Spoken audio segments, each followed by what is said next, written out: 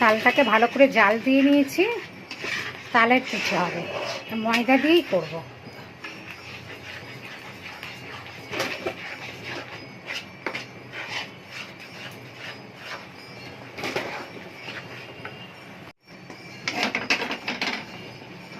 এবার গ্যাসটা বন্ধ করে দেবো, ঠান্ডা হলে একটু ভালো করে হাত দিয়ে মেখে নেব।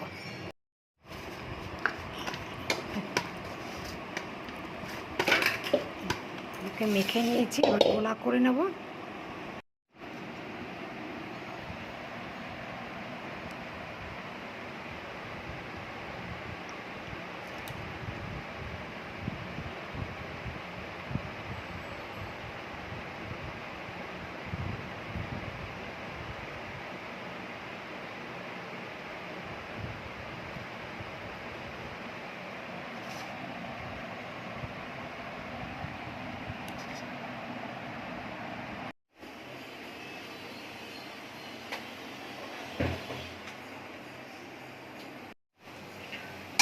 জল ফুটছে, এইরকম একটা দিয়ে দেবো।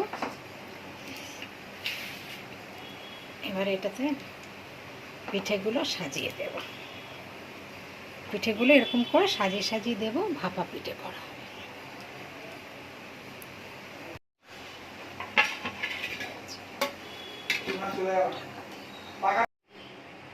পিঠে সিদ্ধ হয়ে গেছে, এবার এটাকে ঢেলে নেব। সিদ্ধ পিঠে হয়ে গেছে, এটা ভাপা পিঠে বলে, তালের ভাপা পিঠে।